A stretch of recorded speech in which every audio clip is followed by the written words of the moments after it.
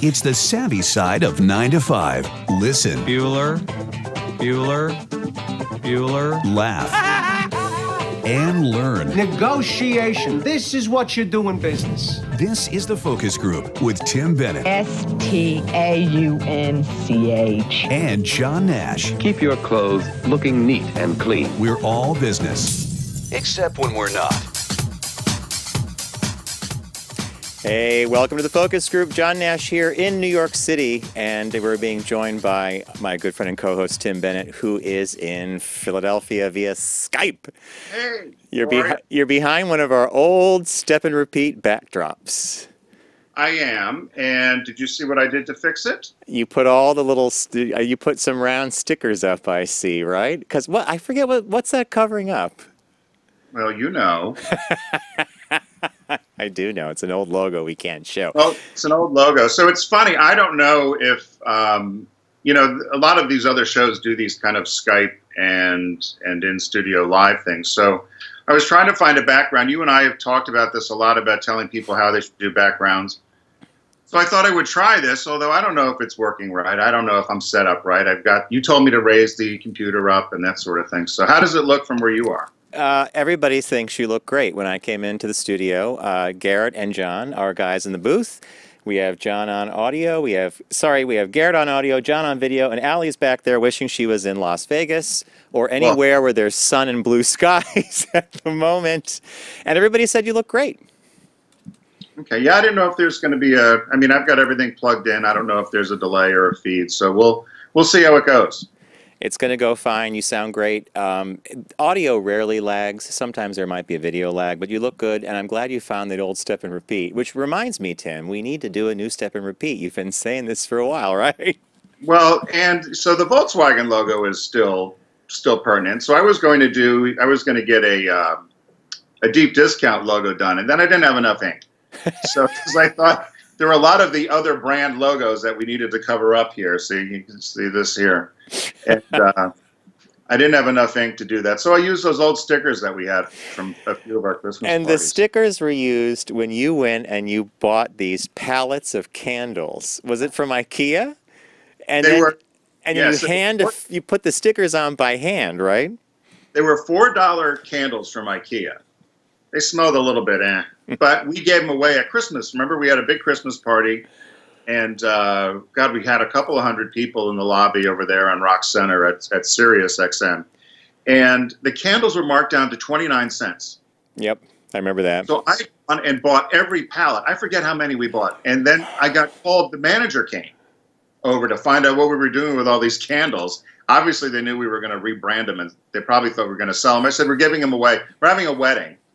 And I said, there's a big wedding. We want to have candles all over because they were white. And so he said, okay. So Brian got these stickers made at Admark, and then we put those on the candles. It looked like we had custom candles. I believe it took you 2 months to get the candles ready because you bought those sometime in October or September, and there was a pallet a week. There was this goal because you'd sit in front of the TV and put the sticker on or something like that. They were cooking and all that stuff. So I have a bone to pick with you. Yeah. Last week, our listeners will remember that I was complaining that I had to go see Chita Rivera. Oh, we had the most amazing time. Okay, so tell them about Chita Rivera. Well, no, what I'm going to tell them about is I was complaining about it for weeks, that I had to go to Chita Rivera. And I had asked John, I said, hey, would you and Bob want to go see Chita Rivera? And John, as typical of what John would do sometimes when he just doesn't, John's good at ignoring things sometimes. He just ignored me. And was essentially saying, oh, you know, it's a nice day. So I get to New York last week, and I said, I can't believe I got such a long day. And John and I were going to do some other work. And I said, I got this Chita Rivera. He goes, oh, it'll be fine. It'll be fine. John and I went uptown to Lincoln Center. We did a lot of work. I said, I've got to go to the Palm. I've got to go meet Richard. We're going to Chita Rivera. You know, God help me. John's like, oh, it's going to be fine.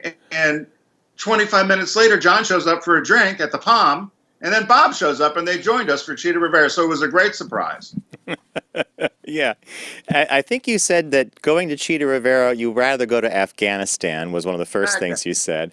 Yeah. But Richard arranged it for you as a surprise, early birthday surprise, and he did it weeks ago. So when you started pecking around at that one and asking about Cheetah, I'm like, I don't know what to say because I'm already going. Surprise! Well, listen, for 85 years old, she gets along better than I do. I want to thank Richard again for arranging that. We had a great night. It was a lot of fun. And, in today's broadcast, there's one shop talk we have called a Science Back 21-Day Program to be happier, healthier, and more successful. And one of the things they recommend in this program is seeing a live event, like a concert or something. Well, guess what? I couldn't agree more because we left the Chita Rivera show totally energized. And you're right, 85, right? 85. She was fantastic. Yeah, I couldn't believe it. So, good time. We had a good time beforehand as well with cocktails. Although you have to watch out, Bob, with those Manhattans. Now that winter is officially over. I mean, as of yesterday, right? We have the vernal equinox. I guess he's got to shelve the Maker's Mark Manhattan, but he gets kind of uppity with those brown drinks, right? Well, he does, which I like. Actually, I enjoy that. And I'm down in Philly because we have our 4th nor'easter in 3 weeks, and my train was canceled. And my dogs, just in case, they've been very vocal today when the plows are going by, and they just, for whatever reason, they've been vocal. But I wanted to say something to you. My dog Trixie, the puggle, was sick. Yeah. So I took her to the vet yesterday, and of course, thoughts of me getting a new sofa have kind of gone out the window because of the vet bill. And I thought to myself, again, she's 13 years old, but I wish I had bought pet insurance. Oh, my God. I don't know. Did you have pet insurance with your cats? It really wasn't a thing when I got her, and then it was kind of too late when I thought of getting it. But gosh almighty, when I'm going to take care of her, and I'm going to make sure she gets the treatment she needs. But gosh, if I had pet insurance, I think I would probably only have to pay 50% of what I'm going to end up paying. When our cats were in, I think they were 14 or 15 years old. They lived to about 17, 18. Those were the days we wish we had bought pet insurance. And they did have it back in the day, but it made more sense to buy it when it was a puppy or a kitten. Right. And it was really not that expensive per year, but my God, it would have saved a lot of money. And was it a very bad vet bill? I mean, I know she has to do dental work, right? Well, just yesterday alone was over $600. Oh, my God. The estimation, and she needed a chest so they're going to have to put her under and go in and do some work on her teeth. And apparently small dogs, and she's kind of in the mid-range small dog, they have a lot of trouble with their teeth. So she probably needs a number of her teeth pulled. So it's a moving scale. It's $500 just to say you want to proceed. And then it's up into the thousands. It could be $1,200, it could be $1,500, plus the $600. So I thought to myself, gosh, here was another example. But 13, I got her when she was a puppy. So 13 years ago, insurance wasn't a thing. Mm-hmm. At least it wasn't popular. But I know that more and more people. Brian Roman at Mark 360 has his dog. He got a pet insurance, and it cuts down costs by about 50% usually. It's similar to dental, like when we get dental. Right. So but anyway, but she's on a heavy antibiotic, and she's going in next week for surgery. So. Oh, my God. Well, you love Trixie. She's been with you for a long time, so you're going to do whatever you have to do to do that. I was wondering, his taxes, since we don't have children, can we claim them as dependents? Don't you wish, right? Okay. You could build a little house for them outside, claim that as an outbuilding, claim the pet as a child. Well, I mean, for many of us, they are our family. They're better than family. They don't talk back. They're not like in-laws that are demanding stuff, right? Yeah. Hey, so did it start snowing in New York yet? Yeah, it's snowing. We were all commenting here at the studio that it's really nothing much yet. I mean, it's slushy and it's messy. I went to the gym, got a bunch of stuff done. A lot of businesses are closed, especially businesses that have employees that come in from Jersey or the island, because I think Jersey's really getting whacked, isn't it? Well, they said I just saw the news, and they said Philadelphia to New York is going to get the brunt, and probably Trenton in the middle. It is snowing here pretty steadily in the last hour, and it's that little flake, so it's very fine, but it's pretty heavy. Oh, not here. We got the big flakes, which means it's wet, and the temp is right on the line with the temperature, right? Well, it's on its way. So they said New York will get it, and then Boston. But you're right. I'm ready for spring.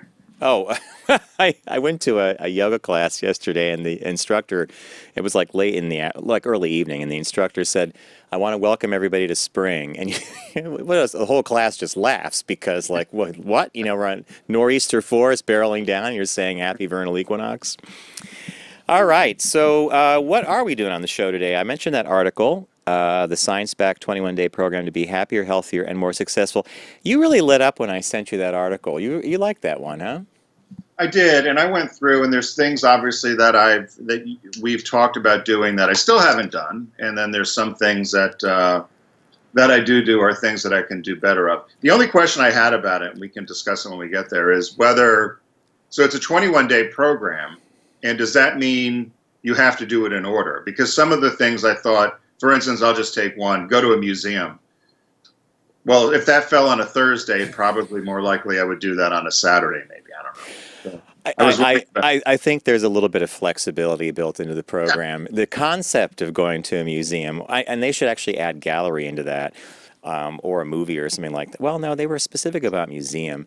And hey, you may live in a part of the country where you might not have a museum, right? So you got to, maybe that's a drive to a museum then. So that's different. Has a museum, John. There's the Barbed Wire Museum right out in Texas at the border there. What was that? Oh, that was that weird little town that had the last remnants of Route 66. And what was the name? Alma was the name of the woman at the Barbed Wire Museum? The Barbed Wire Museum. I have a picture with her. And that was the museum where it was all dark, and there was one Cadillac outside. We were driving by, and you're like, we're not going in. I'm like, we are going in. We got this far. You're being generous. It was a Ford Crown Vic. It wasn't a Cadillac.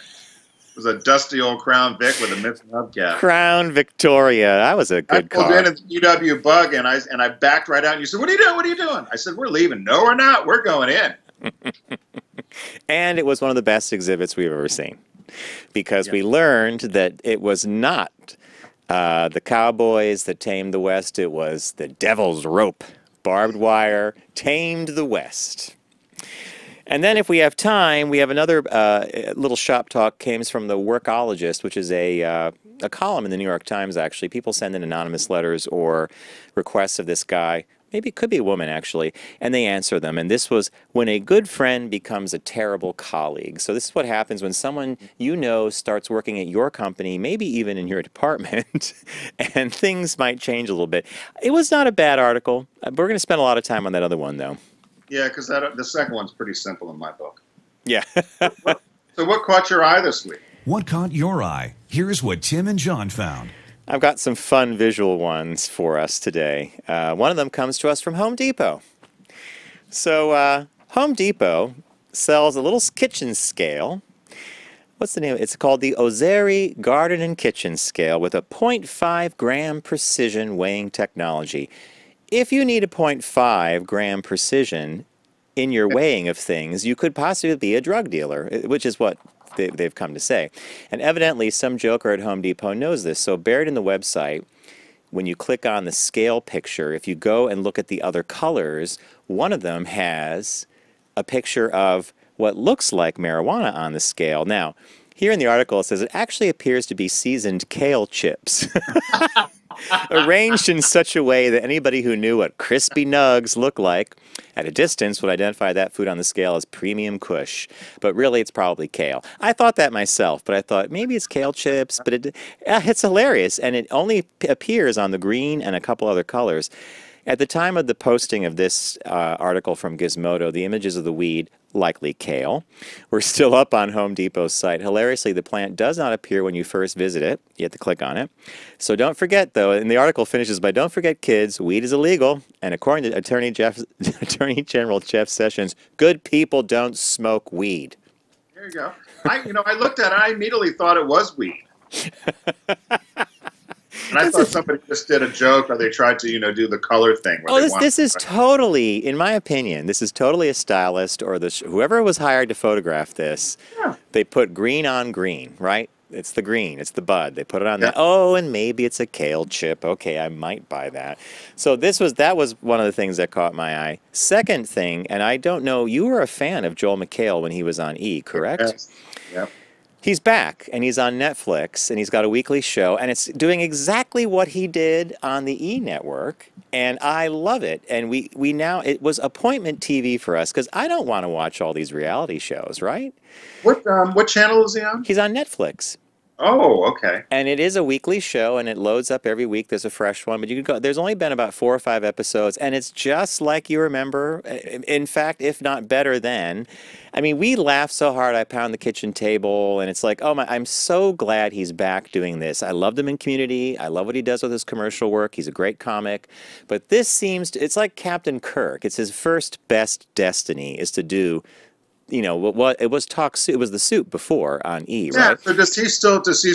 So he'll pick on The View and pick on Wendy Williams and that sort of thing. Kardashians, the whole bit, and then he has the celebrity guest join him. You know, for some little sketches and some skits.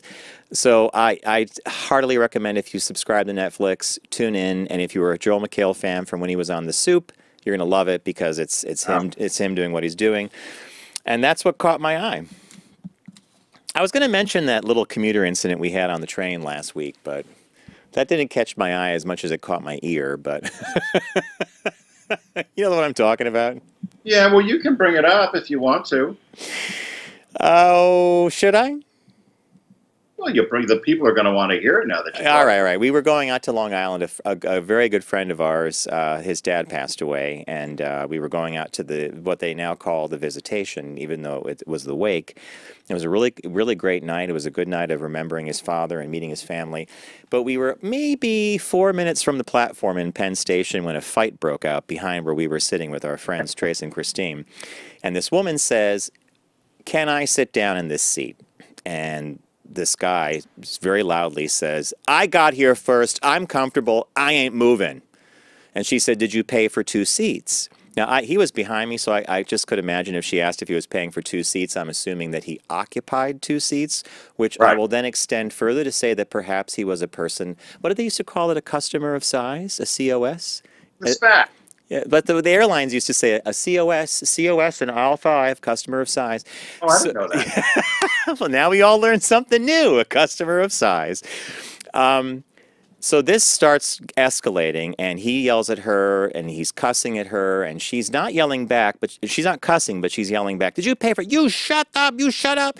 People started putting up their cell phones, taking video. All right, you want my picture? This is my good side. This is my good side. You go ahead and take your goddamn video. I mean, he went crazy. It finally settles down. We thought a knife or a gun was going to come out. The train gets to Jamaica, which is the first major exchange stop for people to change trains. And we thought this was all over until you hear her say, as she's starting to get out of the train, "You know, those low-carb diets really do work. You should try one." "Are you calling me fat? Are you calling me fat, you beep? Fat ass beep." And she was really calm. She says, "No, the low-carb diets really work." "Are you calling me fat?" She goes, "I'm not calling you fat." She walks off the train, and then she pops her head in sideways, and she goes, "Fatty, fat, fat." And then the door goes, bing, bing. And everybody in the train laughs. He's sitting there stewing. I don't know how far on the island he went, but it was quite the way to start the visitation. So that's the LIRR story. Well, you know, you see all kinds, and particularly I think New York and Philadelphia are unique in that regard of kind of the people will be very confrontational, have no problem being confrontational. I forgot the best line. Our friend Trace looks around, and he says to a commuter, and Trace did not look like a commuter. He said, "Is this a daily occurrence?" Happens all the time. It happens all the time. Only in car 5. So what caught your eye? So mine caught my eye for a different reason than the title, but the title is "Feminists Demand Paris Sex Doll Brothel Be Shut Down for Fueling Rape Fantasies." So there's a sex doll? Okay. So and I'll tell you why in a second it caught my eye, but it caught my eye for the headline. It was obviously clickbait, but so have you seen these life-size sex dolls? A lot of them are made in China. They should have a tariff on them, right? Right, so exactly. So there's this new brothel that opened up right in the heart of Paris in a kind of nondiscreet apartment building. It features sex dolls, and a number of it says feminists and communists. So they're equating. Said it should be shut down because it's habituating men to degrade women and fuel rape fantasies, which isn't funny, but this is what they thought. So the owner, and I'll butcher the French, unlike you, but it's Joaquin Lozki, I think, but I'll just say the owner.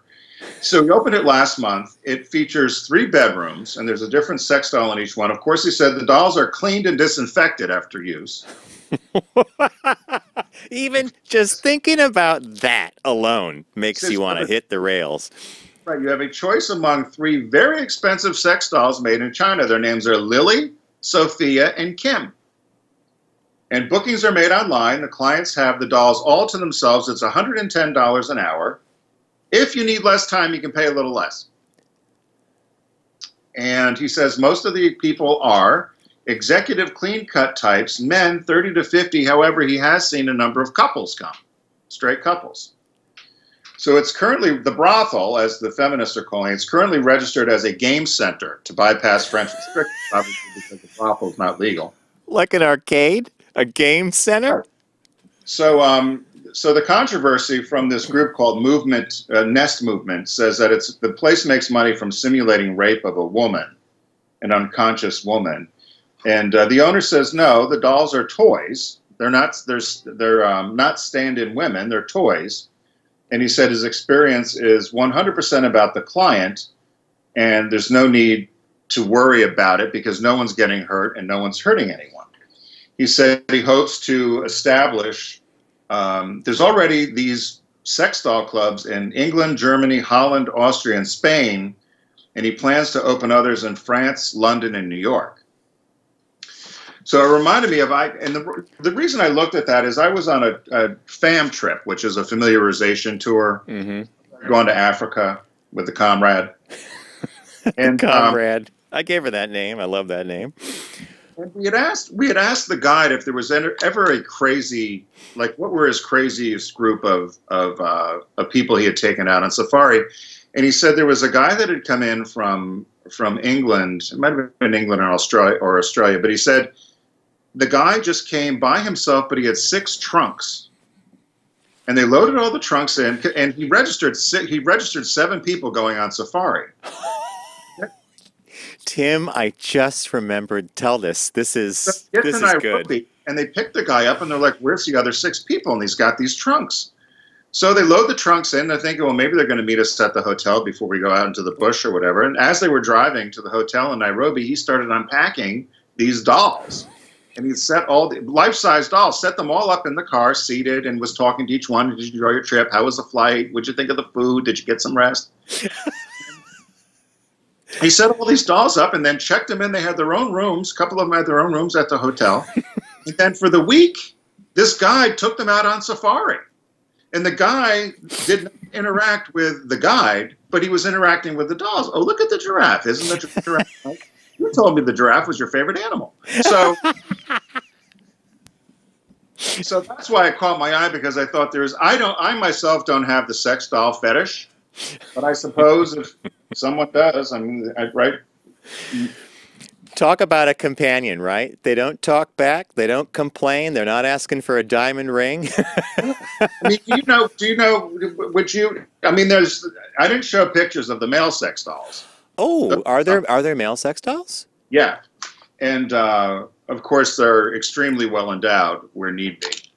And so I didn't, or where you might think they need be. But I didn't show them. But they do these life-size, and they're thousands and thousands of dollars. These dolls can cost upwards of $5,000, $6,000, $7,000, $12,000. I guess if you have the money and you can be intimate with something that is non-responsive, I suppose, especially that safari story. I mean, like, did you enjoy the chocolate chip cookie before we landed? It was my favorite part of the flight. And the doll just sits there like... Hey, we got Billy calling from upstate. Billy, your question of where is this show headed, I think we now know where it's headed after this safari story. Welcome to the show. I'm going to call this Flip My Kilt. Billy, would you ever consider, like, doing something with a male sex doll? Well, can it work on a car? Can it hand you the right wrench at the right time? Yeah, now that's a doll, right? Or is it SAE? Never mind. It's a strange one, isn't it? So you're doing good, my friend? Yeah, no snow. I'm watching Tim drink his Kinky Boots mug, you know. Do You know, I saw John and I got this in Las Vegas. Where were we? Vegas? No, we were here, and that was given to us as some kind of a gift for something we were doing, right? I forget. No, we were at GLTA. Oh, that's what it was. We were out in Los Angeles, and Well, I thought maybe Billy Porter threw it at you. I haven't heard from him since he got married, so marriage must be good. Who's that? Say what? Who got married? Billy Porter. Oh. Yeah, we've been friends for like 10 years. He's a really good guy. Well, we hope he stays a good friend if you haven't heard from him since you got married. Well, I don't mean that way, John. Now, come on. Now, you got to clean this show up. Let's talk about cars. How about the New York Auto Show's coming, right?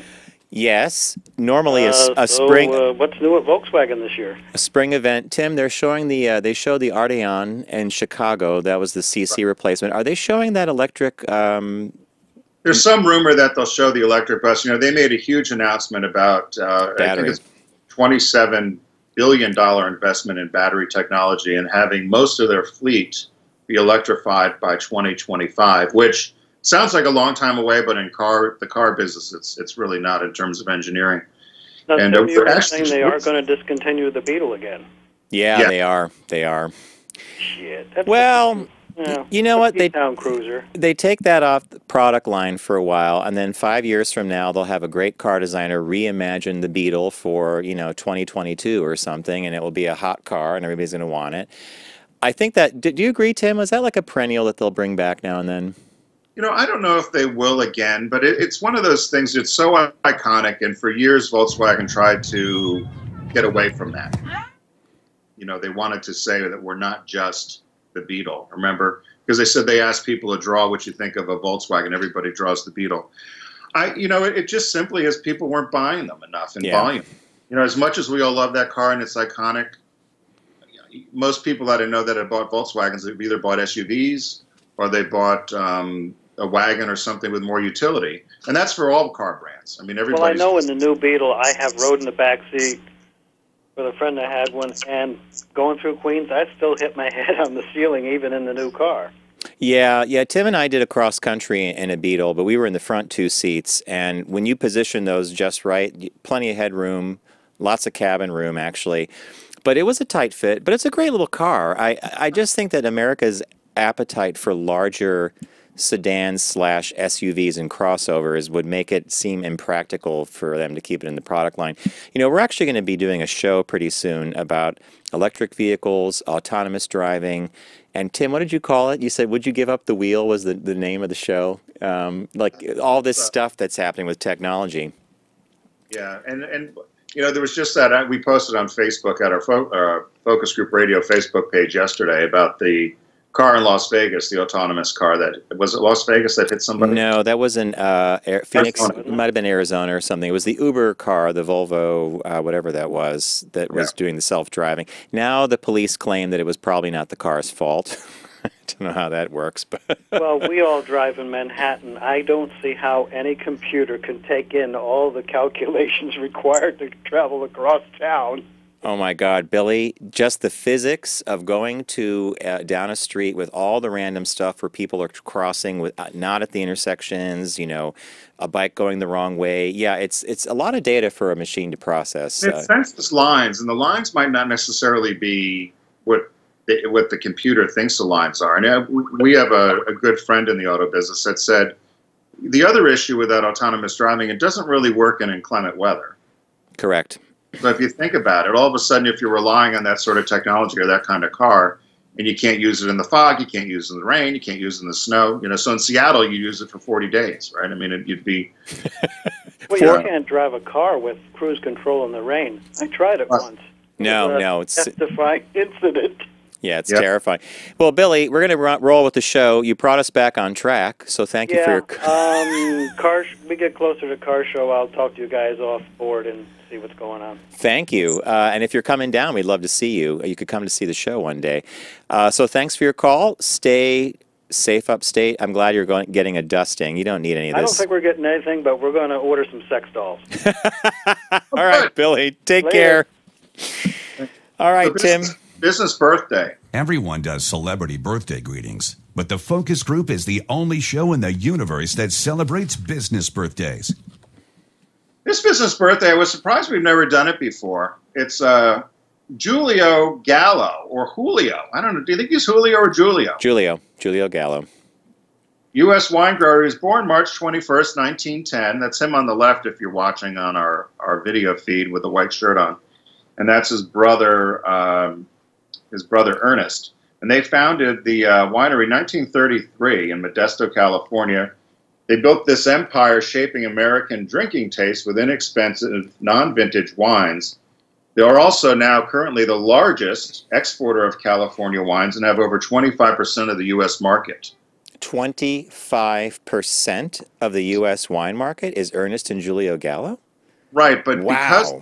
because they have over 70 brands, and I was unaware of how many different brands they had. I was shocked because a lot of the brands I like, I don't particularly buy Gallo wines, but some of these other brands you and I both purchase. So they started winemaking after their father killed their mother and then killed himself at the end of Prohibition. So they decided to go into the wine business. Yeah. And the parents, I mean, I don't mean to gloss over that one, but it sounds like a double homicide or something? Yeah, father killed. It was murder. Double suicide, murder. Okay. Yeah. Oh my God. Well. All right. Some of their early offerings included the widely popular Thunderbird, Ripple, and Boone's Farm. Boone's Farm. Which drew criticism because these inexpensive wines had a relatively high alcohol content, and they were branded street wines. And the choice of winos and tramps, and I said, and high school kids. Yeah. And we used to get Boone's Farm. We thought we were shitting high cotton, didn't we? We get Boone's Farm. We were riding high on the Boone's Farm in high school. Got a bottle of Boone's Farm. So they said that Gallo's known as a technical innovator, pioneered the use of stainless steel winemaking vats and computers for blending. They own nearly half of all the vineyard acreage in California, with annual revenues over $1 billion. Their younger brother, Joseph, launched a cheese line called Gallo. And they sued him. The two older brothers sued him, and the actual older brothers won in court because the younger brother infringed on their trademark, and then the younger brother sued and said, well, I'm not getting my third of the Gallo wine. And they said, you were too young when you were born. You're only 13. So those two actually did start the winery. You're not entitled to any money, which I thought was kind of too bad. There's apparently a unauthorized biography called Blood and Wine, the unauthorized story of the Gallo wine empire. It came out in 1993. That's a hot read. That's a hot read. Good read. So Julio died. He was in his Jeep with his wife and two granddaughters. He flipped over in the winery, went down a ravine. The other three people had minor injuries. He was killed on impact at 83 years old. Wow. So that was how did we miss Gallo? I mean, for years when we were on Sirius, you would often get similar birthdays because we might have done them before. You know how the days were, how the calendar works. This is an interesting one. Yeah, and I've been trying to do. It's not easy sometimes to find these birthdays, and I've been trying to. If there's one that I know we've done 8 years ago, 7 or whatever, sometimes it might come back. But I try to find another one. This was one of them. I was surprised that we hadn't covered it before, but who knows? Maybe we did. And to everybody listening or watching, this is a closely guarded state secret. I personally do not know how Tim finds this stuff. If anything ever happens, there will be no more business birthday because I have no idea. And I've tried. I have Googled. I have done search strings. And I'm like, and I thought maybe there's a special site with executives and companies. I don't know how it's done. It is amazing. It's an alchemy, right? Well, there is a bunch of different little sites. There was actually, when I first started it, believe it or not, there was a site in India that had birthdays? That had all the birthdays for a lot of these people, but then you would have to go back through and then go through and check and double check. Some of the dates were wrong. We'd been caught a couple of times on dates.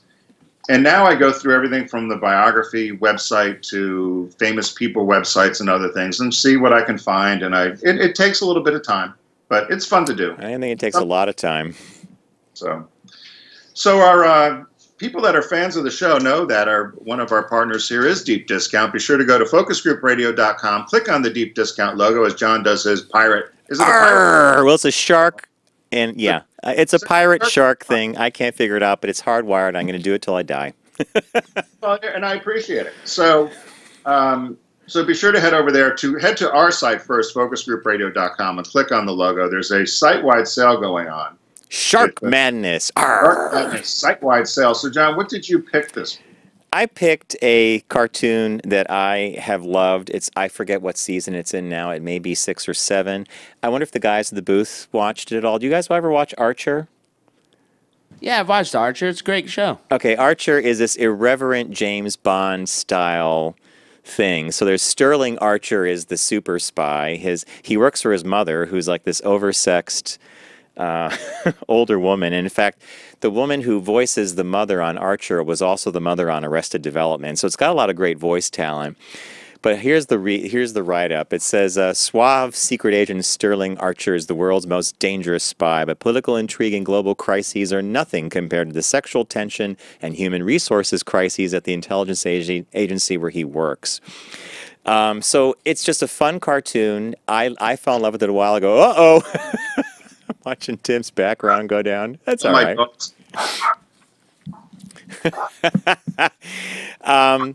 Great show. I think I want to say Pam Grier does the voice of his girlfriend. Well, they were girlfriends for a while. Anyway, that's what I picked. Mr. Bennett will be back in a second. And there's oh, you're back. All right. So Archer, you could buy any of the seasons at the deep discount, and most of them are on sale with the Shark Madness. And we're talking like $9.17 a DVD. I think you'll get a kick out of it. A lot of great references to Bond movies and just all that kind of spy stuff in general, but great voice talent. And the one I picked, so if you go to the Shark Madness sale, there's a bunch of categories that they list that you can click on. And I don't know what made me do it, but I clicked on Westerns. That's interesting. It is, because I haven't seen a Western in a long time, and I generally don't like Westerns, but this one stuck out for me, and I thought, I've only seen bits of it, and I would like to see more of it, only because of who it stars. So this movie is called Johnny Guitar. Oh! It stars Joan Crawford as Vienna, who's a saloon owner with a sordid past. She's persecuted by the townspeople. She must protect her life and property when a lynch mob led by her sexually repressed rival, Emma Small, attempts to frame her for a string of robberies she did not commit.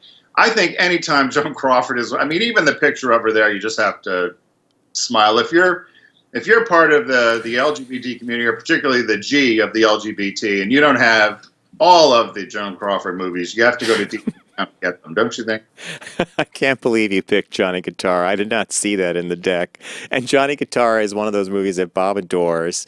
It's late Crawford. It's late in her career. Yeah. And she plays this like gunslinging chick, and she falls for this much younger guy. And Tim is right. Just buy it. Just buy it. All that, I love the campiness of Joan Crawford. So okay, so the new release this week is a movie that profoundly disturbs me, and I'm just going to set that up right off the bat. I remember seeing the trailer for it. I cringed. I said, we're never going to see this. It's a movie called Downsizing, and it stars Matt Damon. And it's premised on the following. Thanks to a scientific breakthrough, consumers can mitigate their impact on the planet and ensure their savings last a lifetime, courtesy of an irreversible process that shrinks humans to 4 inches tall. Matt Damon, his wife is Kristen Wiig. It also stars Christopher Waltz and Jason Sudeikis. I have a thing about miniature people. It bugs the crap out of me. Ever since I was a kid, it bothers me. The Incredible Shrinking Man, Land of the Giants, this would really bother me because I thought if someone's 4 inches high, what happens if a wasp comes around? A wasp would be like a killer thing. I really... Jack Beanstalk? Ugh, no. Anything with giantism and miniaturization bugged me to death. Except... Is that all science fiction? Well, no, and I would have friends who would say, well, if someone was miniaturized, gravity would crush them, they'd die instantly. Just even thinking about being miniature, it was never, I'm having a meltdown. Yeah, I will say there's one movie about miniaturization that I do approve of, And it's a movie. It was a story by Isaac Asimov, and the movie is called Fantastic Voyage. And they shrink a submarine with a bunch of scientists into like the size of a blood cell, and they put it in the body, and they go. And I think Raquel Welch is in the movie too. And they go to the brain of this person to remove a tumor from the inside. But the key here is the miniaturization only lasted 3 hours. So maybe when I was a kid, I thought, okay, I could be shrunk, but I'm going to be back to normal size. I do not like this getting smaller thing at all. But anyway, I'm downsizing. It's the new. Is this release this week's release? Do you think? Right. All right. So let's recap here. It's the Shark Madness site-wide sale. I mentioned Archer, great cartoon, about 6 seasons. Tim mentioned Johnny Guitar, starring Joan Crawford, and that is something you want to buy. Downsizing is the release this week. If you're into miniaturization and 4-inch people and Matt Damon, and it's, the good director, Alexander Payne, maybe I'll watch it, but it bugs the crap out of me. Or you could pick up Fantastic Voyage, which is not recommended, but I love the movie anyway. Hey, we're going to take a quick break. When we come back, we are going to talk about an article called 21-Day Program to be Happier, Healthier, and More Successful. Tim liked this one, so we'll be right back after this quick break. Brought to you by Volkswagen. Visit VW.com to learn more.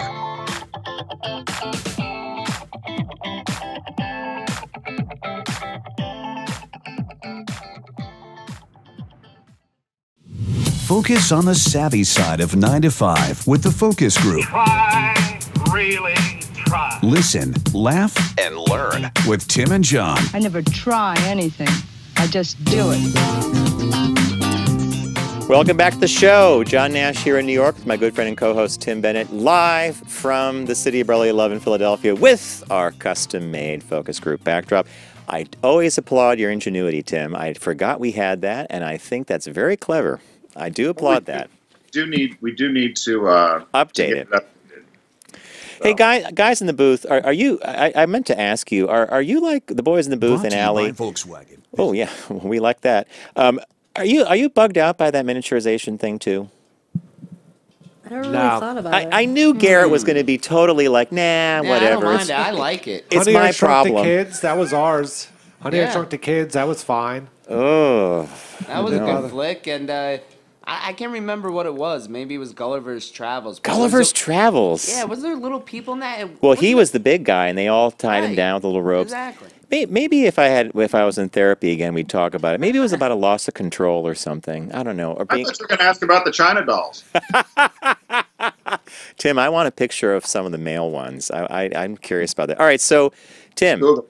a science-backed 21-day program to be happier, healthier, and more successful. So as Tim stated at the earlier part of the show, not sure these are to be done in precise order, but there are 21 things to do to get you on the road to being happier and healthier.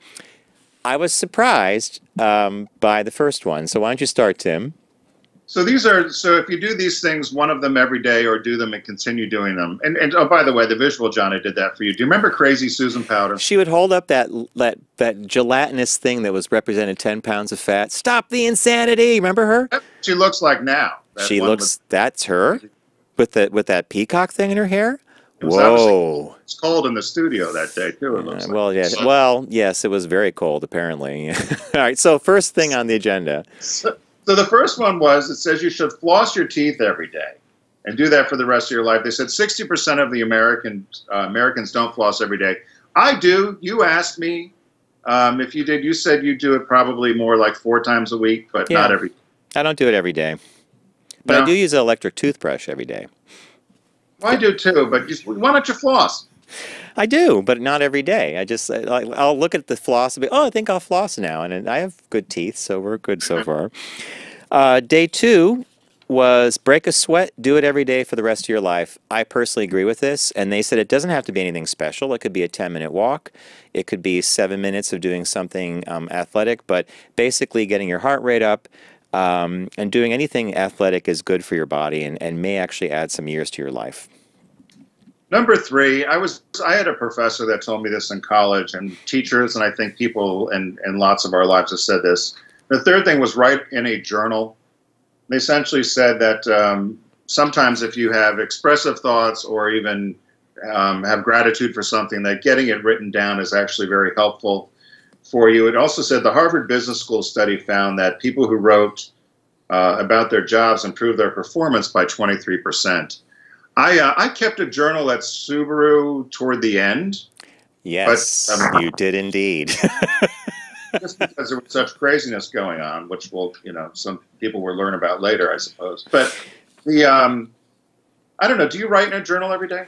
I don't write every day, but I do write in a notebook, but it's usually more a collection point for ideas and for things I want to do with my animation or show ideas. But I do find it helpful once you write it down. It's kind of in your head in a different way than it was if you hadn't written it down. So I do like this idea. I'm just not a journal guy per se. Okay, what was number 4? I put a big star next to this one. Pick up a novel. And they were specific about it being a work of fiction and not being nonfiction. Research shows that fiction can help develop social skills, and a review of studies suggests that reading could improve empathy. So I thought that was fascinating that it was like a novel. They don't pick up an historical book or a newspaper. Pick up a novel, get lost in it, and enjoy it. I highly recommend reading. I read all the time, so that was a big star. Yeah. You're really big on that. I am guilty of not reading novels anymore. I've done lots of historical biography or autobiographies and stuff. So I need to do. I can't remember the last novel I read. That Funeral Train, but that was like a historical novel, right? It was all based on There's nothing that it was a great book. It was about Lincoln's march on the funeral train. That was one of the ones you recommended to me. Yeah, but they were all real, all based in reality, I guess. The number 5, day 5, go out to lunch with a colleague you don't know very well. And I laughed. I put in the side note, I remember when somebody told President Obama he should have lunch with Mitch McConnell. He said, you have lunch with him. Mitch McConnell would not be top of my list for having lunch with, but that's not a bad point. Go out with someone you don't really know that well. Yeah, that's a good one. This is your go to a museum. We mentioned this at the top of the show.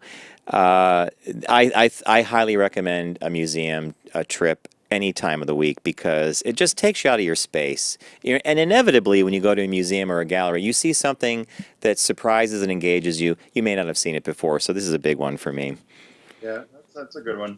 The 7th is volunteering, and whether it's through your church or it's a Little League coach or it's a scout league or could be an LGBT specific organization, whatever. They always say that you always feel good about doing it and it re-energizes you and you actually have good thoughts about humanity, I guess, which we need a lot of that right now. Oh boy. Day 8 would be start using a spending tracking app or at least think about your budget. I'm going to fall into the second half of that sentence and say think about your budget. I think tracking your spending down to the penny can be annoying and it can be self-defeating. However, I do think if you put the filter of do I need it now, can I wait for 24 hours, unless it's food or something, and will this thing bring me joy? Just those little things in the back of your head when you're going to buy an object really can start saving you money, but budgeting is important. This other one, again, is something you're very good at, is get rid of all clothes you haven't worn in the last year. If you haven't worn it in a year, you're not going to wear it, get rid of it. I don't know. I have a tough time with that. Yeah, well, you know why? Because you have emotional attachments to your clothing, which is cool. Space. You don't have space in New York. I've got space. My mom has dresses that she will never, ever, ever wear again. But she can tell you the last time she wore it, but it's in the closet. So, I don't know. I'm just a big fan of purging stuff that I haven't worn. And I use this rule all the time. 12 to 14 months out. There's no exception to the rule. Does Bob follow that same rule, your husband? Starting to. But we'll see. Now, this next one I put a big star next to because I think this is also something that you might as well it's Sisyphus pushing the boulder up the hill. Get your email under control. My God, Tim, what is it? My, oh. My goodness. My goodness. You know what? There's just so much of it. I don't care anymore. I mean, I answer all the important stuff. I respond to everything that needs to be responded to, but sometimes I want to use the Holly Raymer rule. And why don't you explain to everybody what the Holly Raymer rule is? Every Monday, so this woman that used to work with me at Subaru, she every Monday morning, the first thing she did, she came in and she deleted all her email. That's a way of emptying the inbox, right? And her whole thing was, if it was important, somebody will contact you again. If it was important, I probably would have already addressed it earlier. And if I didn't address it, going back to your thought, is if you don't address it immediately, it's just going to sit there. To me, and I'm guilty of this, to me, email is a little bit like Twitter. It just keeps coming in. And it just keeps rolling through. And if you don't address it or catch it when it comes in, you just get lost. And so the biggest thing I'm trying to do, and there's another recommendation here, was to just unsubscribe from a lot of the things you just don't look at anymore, or we all subscribe to lots of things that we just delete. So this, by the way, if there's any, and if you can take away anything out of this, this is the 10th point they had for the 21 days of getting to a happier, healthier life. That's a big one. Every time you get an email that, and by the way, most unsubscribes do work. So if you're getting like from REI, or you're getting the Target the weekly blast. I mean, J. Crew was the one that used to stuff your inbox with like 10 emails a week or 15. Just unsubscribe, and you're not going to, and you won't be deleting it. You won't even be looking at it, and now you're going to be focusing on some other stuff. But one thing they said in here that I may actually do is just decide to draw a line in the sand and say, at the beginning of next month, everything in my inbox is being archived. Now, if you use Gmail, just select everything, hit the archive button, and now you have an empty inbox. I'd love to see how long that actually lasts before it starts piling up again, but I'll try the experiment. do you want to do a quick break before we finish the list? Did you want to do that? We won't do the other one then? Oh, no, all right, we can continue. I think we're good. We'll go through these quick. So what do we got, number 11? Yeah. Reach out to 3 people who you haven't talked to recently. So they recommend, whether you call them or you stop by and see them, they said really the great equalizer is send an email and reach out to someone you haven't talked to in a while, and then make a decision whether it's going to be a phone call, you're going to meet for lunch or a bite to eat or drink or something. I like that one. I actually like it too, because I think that our relationships, whether it's an acquaintance or someone you haven't seen that often, it's nice to touch base and catch up with someone you haven't seen in a while. And it just makes you feel good. Number 12, we already discussed, go to a live show. I can't stress that enough, whether it's a rock concert or whether it's a stage show. It really is cool. You're with other people. It makes a difference. And ours was Chita Rivera, 85-year-old Chita Rivera. I want to live in America. Da, da, da, da, da, da, da. And Tim, you and I laughed when she sang that, because that was her song, right?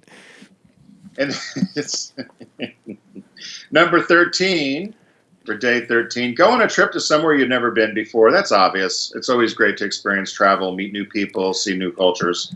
So that one makes sense. I just wrote down road trip. Road trip. You and I, my favorite trips of all time have been our VW road trips when we go around the country. The next one, I'm right up there. I have a big star next to this. I believe in this fully. Make art. It could be writing. It could be taking pictures. It could be doing whatever you want to do, crafts, whatever, but make something and make art. And I would say, I'd go a step further and say, use your hands to do it, because it just connects you to things in a different way. Number 15 to me is a first world problem, or a thought. People often use that. So it's true. The title was Think About the Lifestyle You Want in the Future. And this reminds me also of financial planning and all those other things. Everybody's so different, and people's circumstances are so different. So one of the recommendations here is maybe it's not what the lifestyle you want in the future, but it's lifestyle design. So instead of focusing on the status, it's maybe better to focus on what kind of life experience you want to have. And they talked about something called the perfect day exercise. And they said it's a classic exercise where you get very specific and very idealized about what your perfect day would be. Who would you talk to? What time would you get up? What would you eat? What would your activities be? And try to get as specific as you can, and then envision that 1 year, 5 years, 10 years. Mm-hmm. I don't know. I don't know what I'm doing tomorrow. Yeah, the minute I read that, you start by writing what your perfect day is going to be, every little detail. The minute I heard that, or I read it, I'm like, I'm pulling the ejector seat on this one, because my perfect day does not involve writing what my perfect day is. Okay, sorry to be. That's Now this next one, I'm guilty of this, but at the same time. There's go the kinky boots mug comes up. This next one is something that should not necessarily be part of 21 Days to a Happier, Healthier Life, but it is important, at least to have a strategy. Take control of your online passwords. Now, I'm going to give you a little piece of advice about this. Everything that we've been told for years about passwords is bullshit. End of story. You know, when someone says, oh, it's a random string of numbers and letters, well, who can remember that, right? So I read something recently where this encryption expert said, a phrase or a sentence is actually the hardest thing to break. So if you had a favorite sentence from a book or something that you had read, that could be a great password as long as there's like numbers and oddball characters in there. But my recommendation is this. Pay attention to the most important passwords, your bank one and your stock account. If you have like equities and investments, guard and protect that. Oh, and sign up for Credit Karma.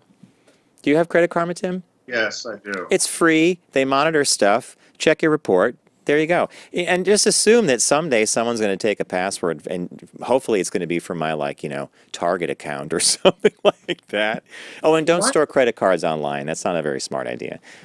Now, my only question about this, some websites are more diligent than others of asking you to change your password. I've tried to use my same password for everything, but then I start forgetting because some make you change and you do different versions of them. And I have them written down, but probably not written down the best I need to have.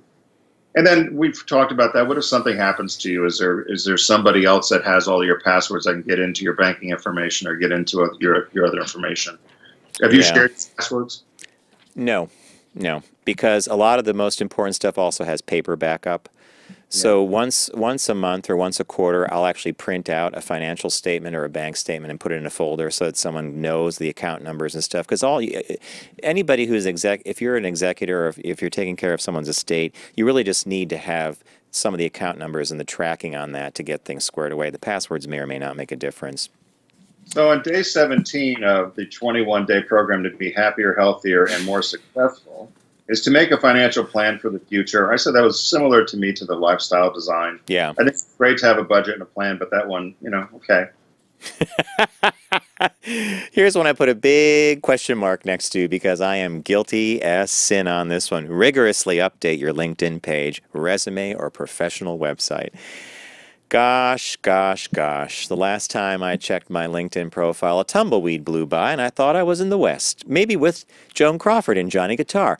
But it's boring. Unless you're in the market for... I mean, I don't know how you feel about this, Tim, but I have problems with resume and LinkedIn, period. But that's maybe because I've been self-employed for so long. Right, and that you had been, and a lot of people that watch the show, I mean, we need to do a better job of LinkedIn, I think, because people will go look for us there as they would at Facebook or somewhere else. And as Facebook is ready to go down the big toilet, I guess, aren't they in trouble? Yeah, but something tells me people are, you know, your first hit's free, and Facebook's like crack cocaine. It's going to be hard for people to cut that off. What happens to all the children and the babies and the kitties on vacuum cleaners going around? I guess we get it on YouTube, too. It sounded like, though, the other recommendation here with LinkedIn and resumes was to not make it so formal as they used to be and kind of just be conversational and more personality, which I think is nice. Number 19, reach out to two people you admire but have never met. Hello, Madonna.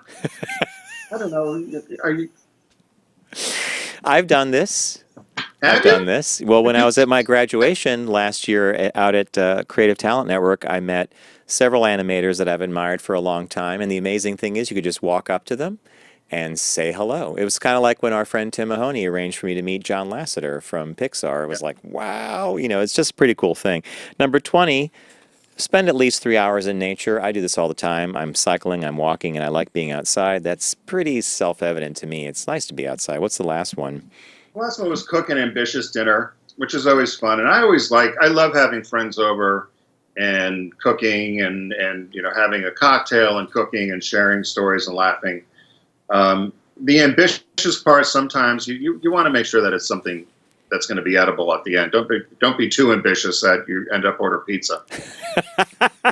You're a good cook, though, Tim. Hey, let's do this. Why don't you take us to break? When we come back, we got Don from Alabama on the line, and Don's always got something fun for us. So we'll come back and we'll take Don. All right, so hey, it's Tim Bennett and John Nash. I'm in Philadelphia. John's in New York. We're in the middle of our fourth nor'easter. We're going to take a quick break. When we come back, we'll finish up the show, so stay with us. Brought to you by Volkswagen. Visit VW.com to learn more.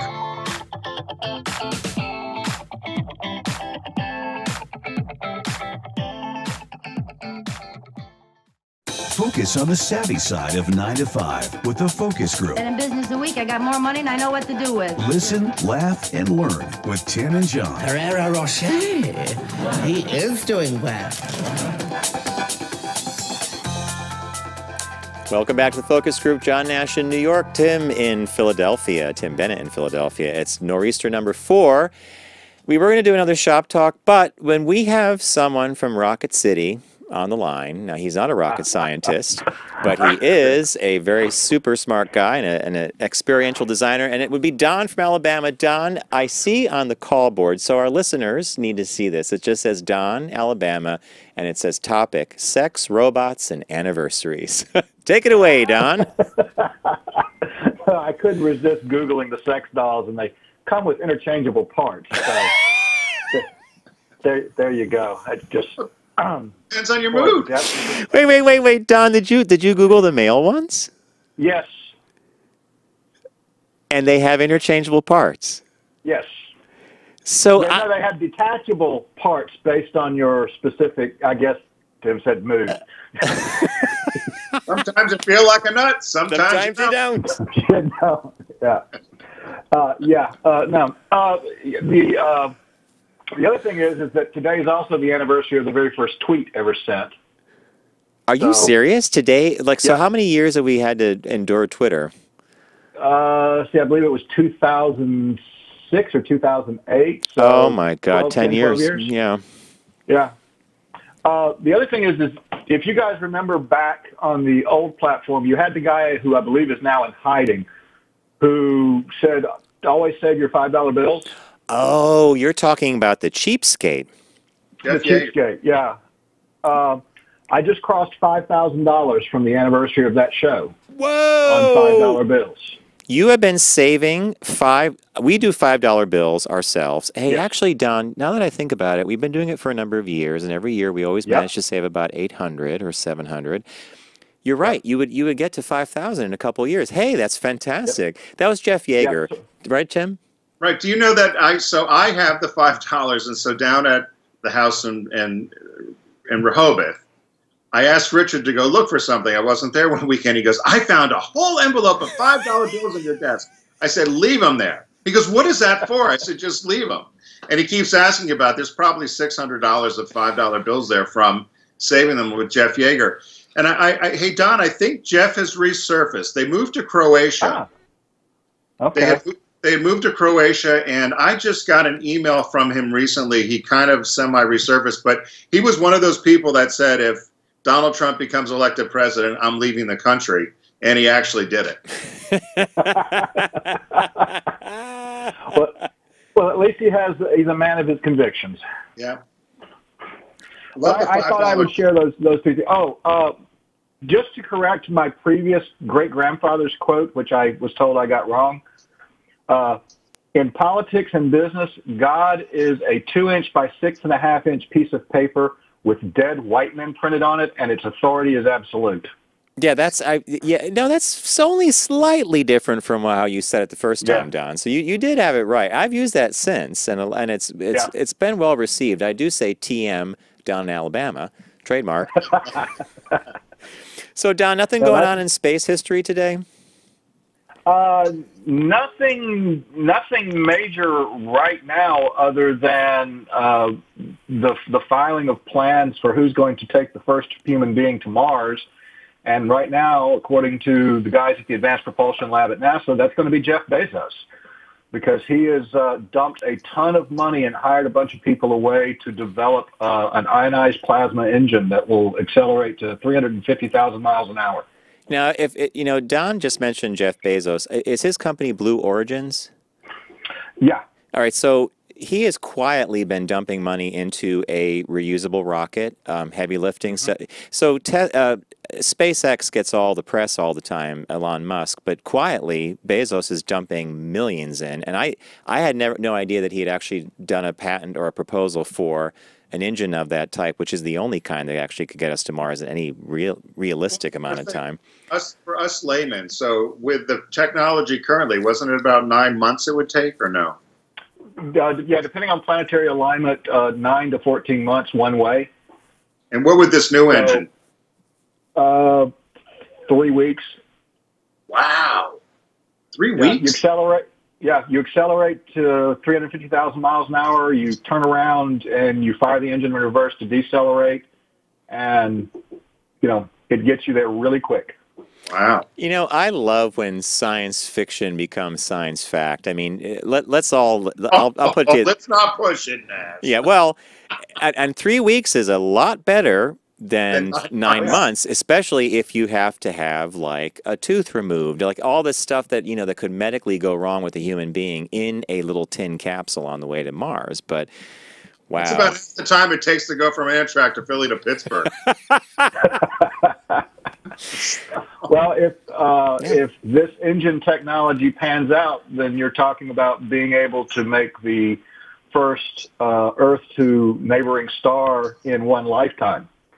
Because you're talking about being able to, if you can maintain 1g constant acceleration, you're talking about being able to accelerate to, hundreds of thousands, if not millions of miles per hour.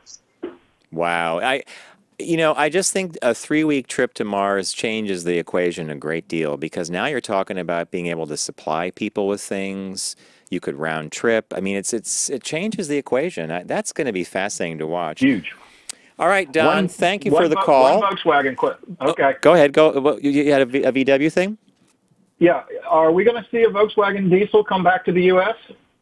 Oh, that's interesting, because they talked about that in Europe, didn't they, Tim? I would say no. You say no? Not in the short term. No, I would say no. There's a number of other brands that are now on the gun too. Mercedes and BMW and Dodge, and lots of people may have falsified things.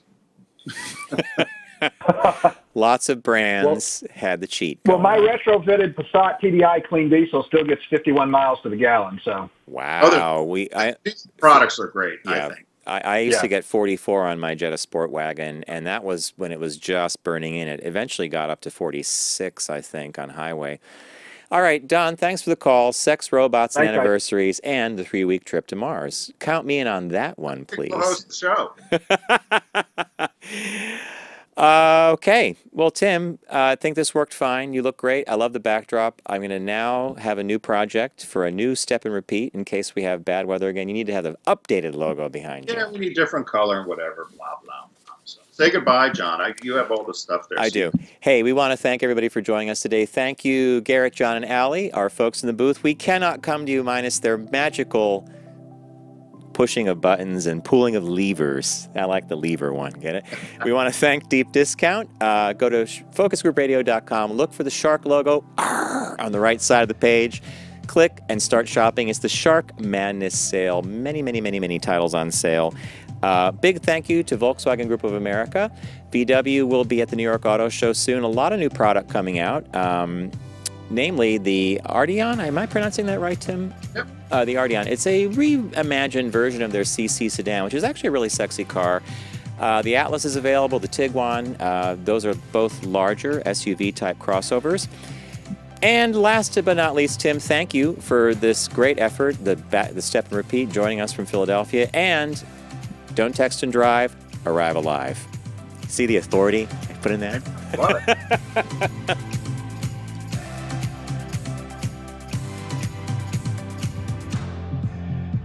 It's the Focus Group with Tim Bennett and John Nash. Formerly on Sirius XM satellite radio and now accessible on all platforms. Subscribe, like, and rate us on your platform of choice. Learn more at focusgroupradio.com.